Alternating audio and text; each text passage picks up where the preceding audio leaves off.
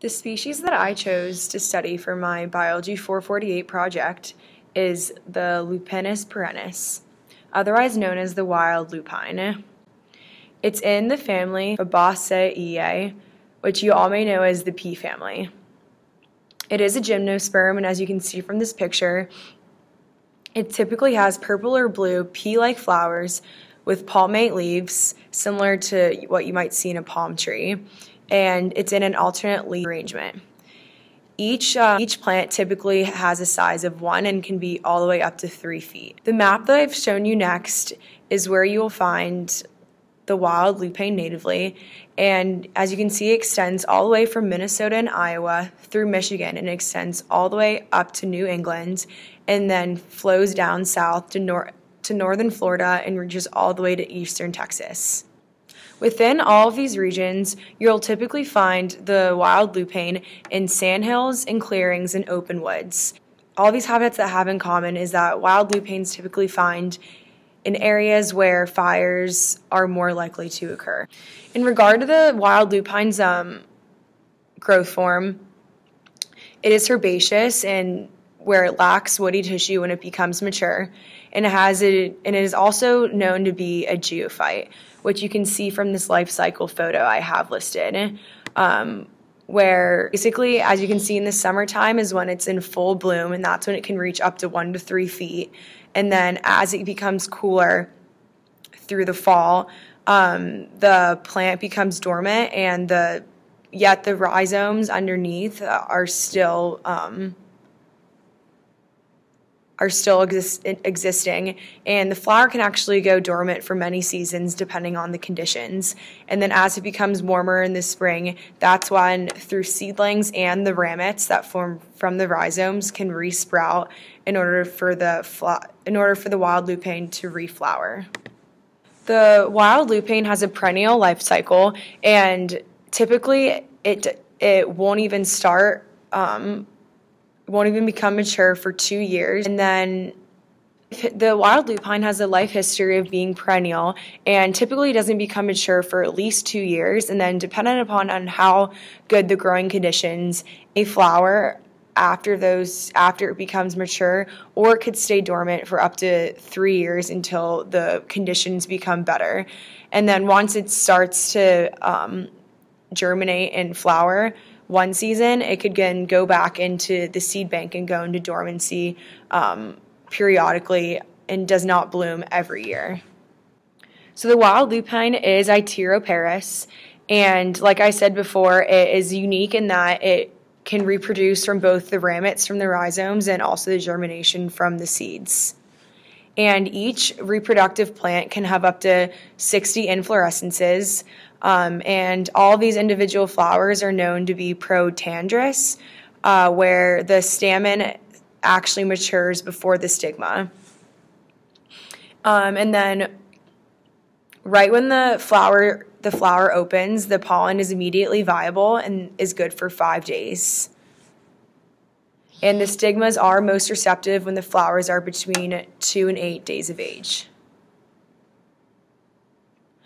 The wild lupine is monoecious, so while it can self-fertilize, the majority of its reproduction is outcrossing because of the significantly higher success rate.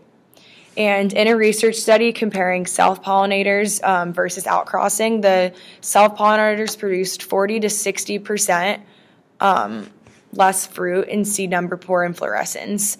And besides that, it also slowed the seedling emergence by 5 to 10% and also decreased the offspring biomass by 20 to 25%. You can see from this graph, which was taken from a research study that compared the success of fertilization outcomes from outcrossing versus self. And you can see that the bar graphs for open control had a significantly higher number of fruits per inflorescence as compared to the self-control in the top graph. And then if you look at the bottom graph, you can see that the self-control had a significantly higher number of unfertilized seeds, whereas the open control had a lot less unfertilized seeds as a result of the research study.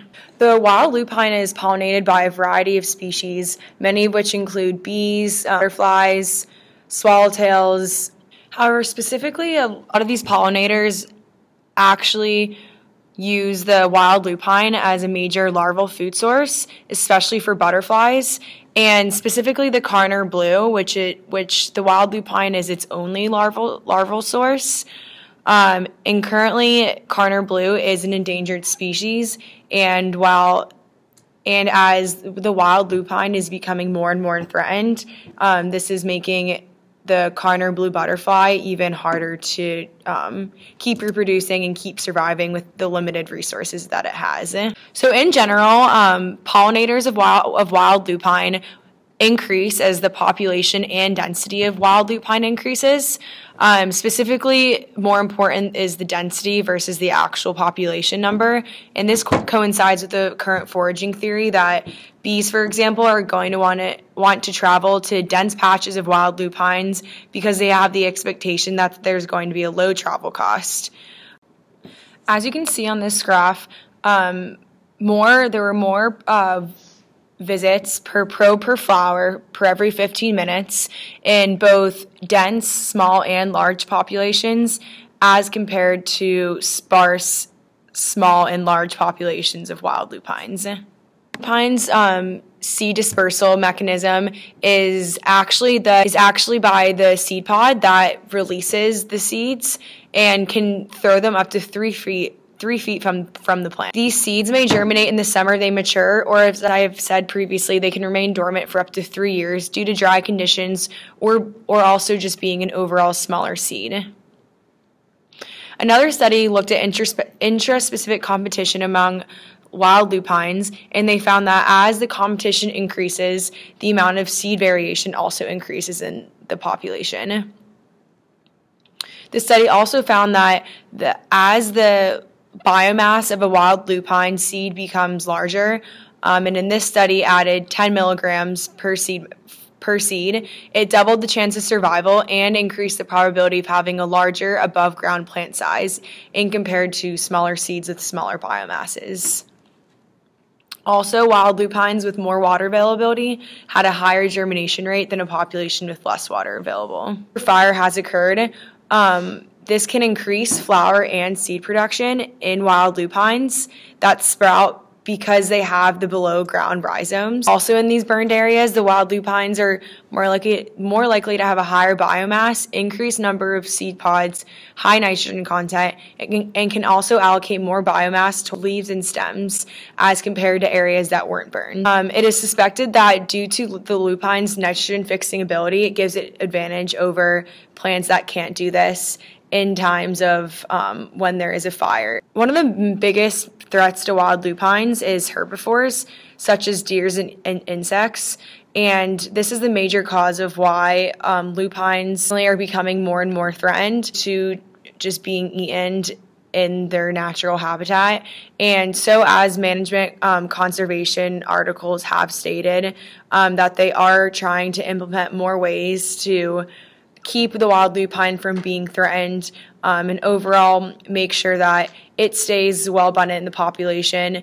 Also because in order for the Karner blue butterfly to stay a viable species and to not become extinct. Overall, the wild lupine has a lot of unique characteristics that make it very different from other plant species. Due to having some of these characteristics and being a food source for other species and for pollinators, it is a critical part of the ecosystem and will continue to play a strong role in the environment.